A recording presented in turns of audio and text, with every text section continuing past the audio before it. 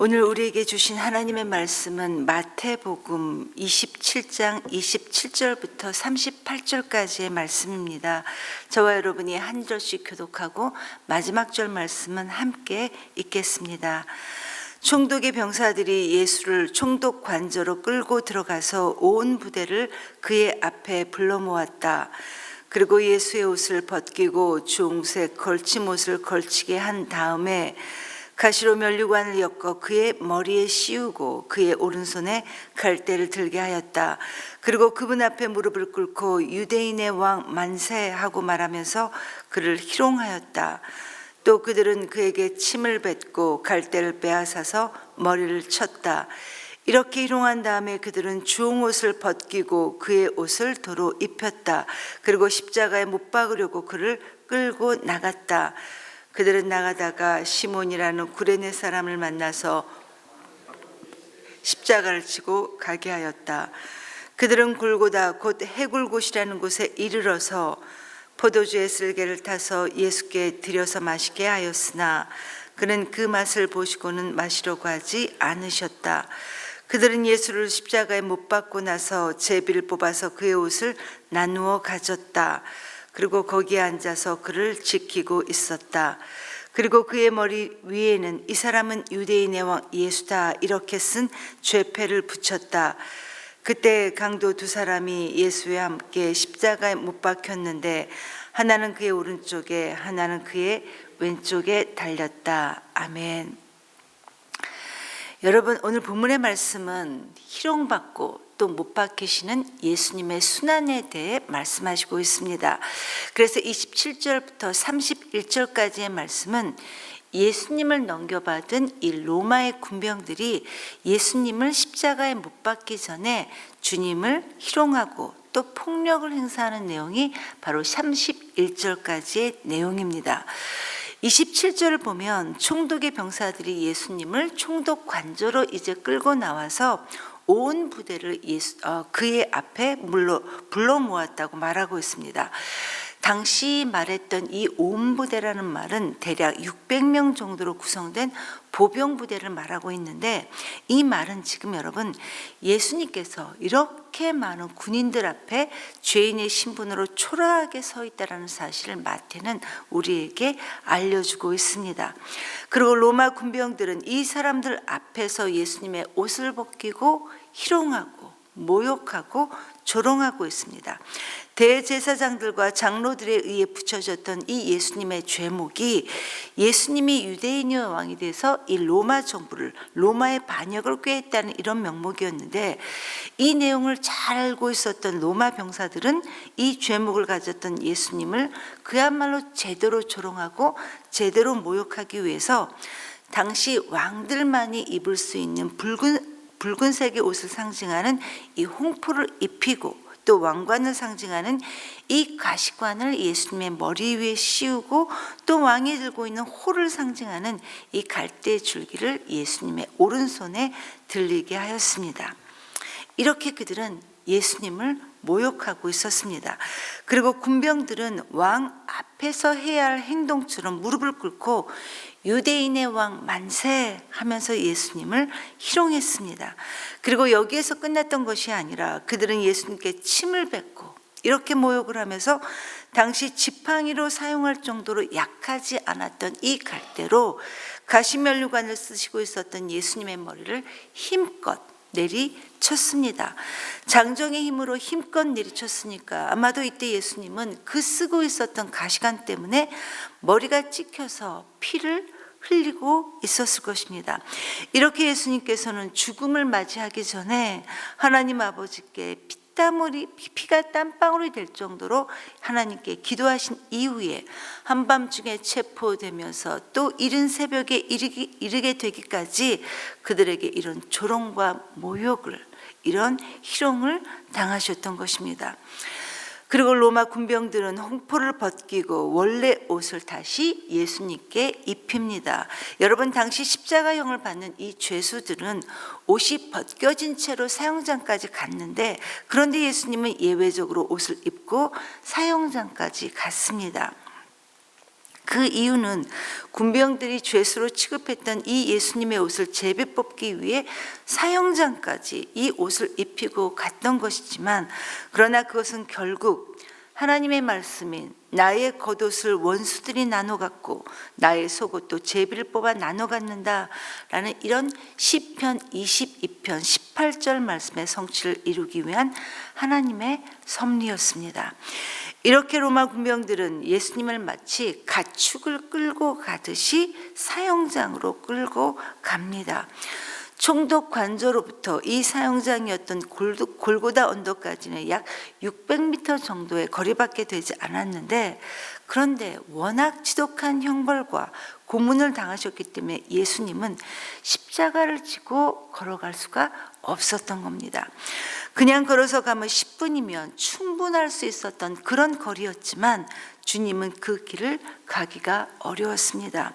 이렇게 도저히 혼자 힘으로 걸어갈 수 없었던 이 예수님을 보고는 로마 병사들은 예수님을 대신해서 이 십자가를 대신 지고 갈 사람을 찾았는데, 바로 구레네 시몬에게 이 일이 주어졌습니다. 여러분 32절에 보면 그들이 나아가다가 시몬이라는 구레네 사람을 만났다, 이렇게 말씀하시고 있는데, 여러분 이 구레네라는 말은 북아프리카에 있는 리비아라는 성읍이었습니다. 한 도시였습니다. 그리고 시몬은 하나님께서 들으셨다라는 이 뜻을 가지고 있었는데, 당시에는 많은 유대인들이 이 구레네라는 도시에 살고 있었습니다. 그래서 아마도 구레네 사람 시몬은 신앙을 가진 유대인 디아스포라일 것이다 라고 추정하고 있습니다. 결국 구레네 시몬은 유월절 순례를 위해 예루살렘에 와서 우연히 길을 가다가 로마 군병들의 눈에 띄어서 지금 예수님의 십자가를 대신 지고 가게 됐지만, 그러나 여러분 이것은 우연이 아닌 하나님의 섭리였습니다. 결국 이 일로 인해 마가복음에서는 이 시몬을 가리켜서 알렉산더와 루포의 아버지다 라고 이렇게 소개하면서 하나님의 사람이 된 시몬, 그리스도인이 된 시몬을 기록하고 있습니다. 억지로 했지만 모든 것이 하나님의 은혜라는 것입니다. 하나님은 행여나 우리가 얼떨결에 한 것조차 결국 이 모든 것을 은혜로 우리에게 만들어 주신다는 것입니다. 그렇게 해서 일행은 십자가의 사형장인 골고다 언덕에 도착합니다. 여러분 이 골고다라는 말은 아까 본문에서도 우리가 봤다시피 아람어로 해골꽃이다 이렇게 불렸는데, 아마도 이것은 오래전부터 사람들이 사형수들의 이 사형을 집행하는 그런 처형장으로 사용됐던 곳이 바로 이 골고다 언덕이었습니다. 그런데 여러분 골고다였습니다. 그런데 여러분 원래 십자가에서 처형된 이 사람들은 그 숨이 끊어졌어도 시신을 수습하지 못하게 되어 있습니다. 왜냐하면 십자가에 처형되는 이 사형수들 대부분이 정치범이었기 때문에 당시 정부에서는 이 십자가형을 보는 사람들로 하여금 공포감을 줘서 다시는 그런 범죄를 저지르지 못하게 하는 이런 목적이 있었기 때문입니다. 그래서 이 골고다 언덕에서 처형된 이 사람들의 시신은 수습하지 않고 그냥 내버려둬서 썩어가다가 나중에는 해골만 남게 된다라고 해서 이것을 해골곳이다 이렇게 불렸던 것입니다. 그리고 이들은 골고다에 이르러 쓸개를 탄 포도주를 예수님께 주어서 마시게 합니다. 마가복음에는 모략을 탄 포도주다 이렇게 나와 있는데, 여러분 이것은 진통제의 역할, 즉 십자가의 고통을 감하게 하는 것이었는데, 그런데 우리 예수님은 이 쓸개 탄 포도주를 거절하시고 자신에게 주어졌던 모든 고난을 온몸으로 다 받아내셨습니다. 여러분 굵은 대못이 생사를 뚫고 들어갈 때 그 고통이 얼마나 컸을까 생각하는 것만으로도 이 십자가 처형은 우리 인간이 감당할 수 있는 최고의 가장 고통스러운 처형 방법입니다.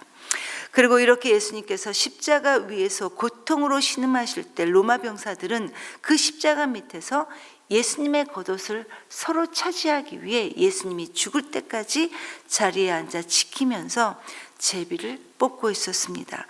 왜냐하면 유대인의 겉옷은 낮에는 겉옷이었지만 밤에는 그들이 이불로도 덮고 사용할 수 있는 그런 이불로 사용되었기 때문입니다. 그리고 마지막 37절, 38절 말씀은 십자가 위에 달려져 있는 죄패.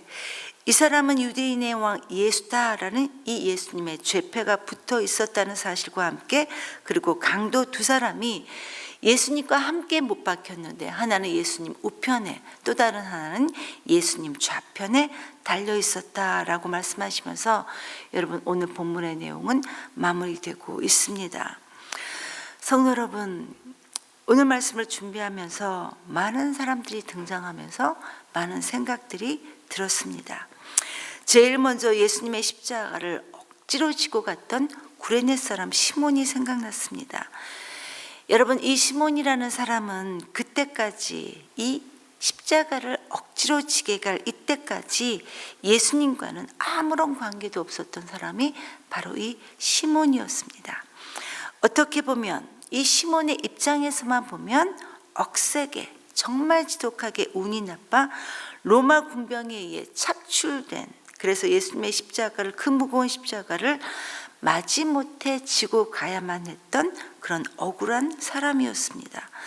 그러나 그가 이 십자가를 지고 가면서 한 번쯤은 혹은 여러 번 아마도 주님과 눈이 마주치지 않았을까라는 생각을 해봅니다. 그리고 이 예수님의 시선은 결국 그리스도인으로, 그리고 후에 그의 가문을 신앙의 명문으로 만들어 주었습니다. 하나님의 은혜였습니다.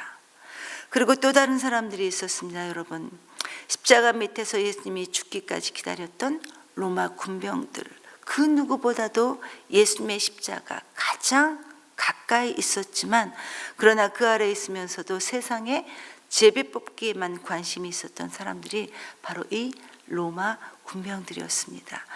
그런데 여러분, 여기까지만 봐도 저는 하나님의 은혜로 구원받았던 이 또 다른 구레네 시몬이었고, 또 반대로 세상에도 집중하고 있는 이 로마 군병과도 같은 모습을 하고 있다는 것입니다. 지금도 여전히 저 역시 예수님의 은혜를 고백하고 있으면서, 그러나 동시에 세상도 추구하는, 세상도 잊지 못하는 그런 저를 보게 해주는 것 같아 참 많이 부끄러웠고 참 많이 감사했습니다. 그리고 여러분, 또 다른 한 사람은 구원받은 강도였습니다.